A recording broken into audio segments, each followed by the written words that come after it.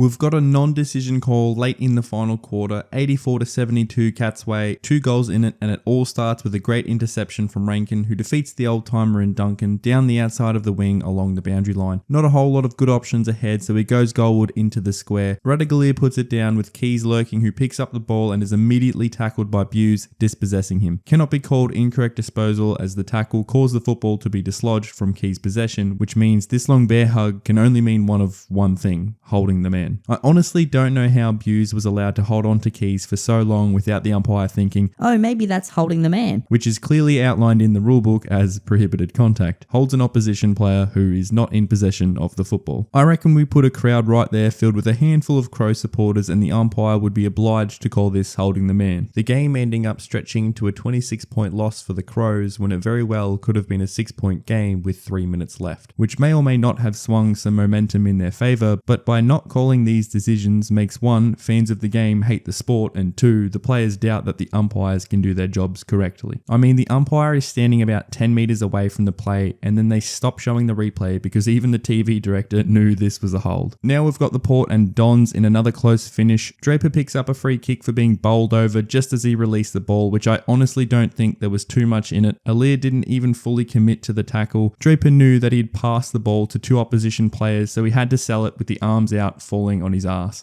A little touch, but a big one in so many ways from Stringer. I think the umpire says without the ball, and by the great Nora there is, you're telling me that this wasn't more of a without the ball than this. The only way this could have been a free kick would have been for prohibited contact, and looking at the options, charges an opposition player seems to be the only fit. But never in my life have I heard an umpire give a free kick and state charging. And given that the umpire said without the ball would usually mean that the player is holding the opposition, which in this case, Alir wasn't holding Draper. Like, something isn't adding up. I understand it's a different umpire, but you're following the same set of rules and you're supposed to be adjudicating these correctly. So now the power players have to start running to their defensive 50 to help their team, but Big Phillips outreaching everyone and everything. This man could honestly grab the moon more than Gru could. So they've got 1 minute, down by 6. The kick looks on target but drops short and is rushed behind. This was quite the hard shot at goal, mind you, and the ruckman did give it all he could, but it would have been nice to see a tall go up like Draper or even seeing Stringer work his magic, but the ball trickles through for a behind, and with only 30 seconds left, the power are able to release the ball down the line and seal it with a free kick for a hold on Dixon. At least there were a couple of free kicks paid towards the end of the game.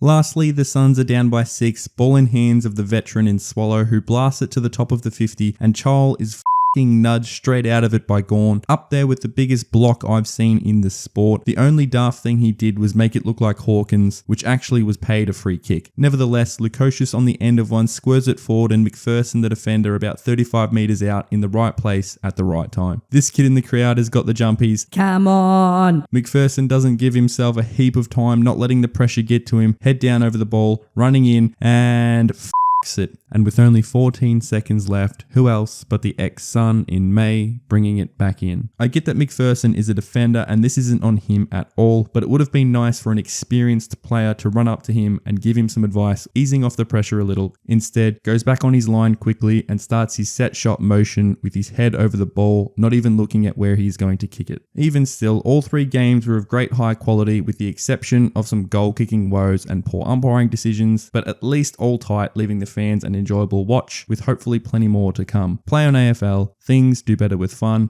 and laughter.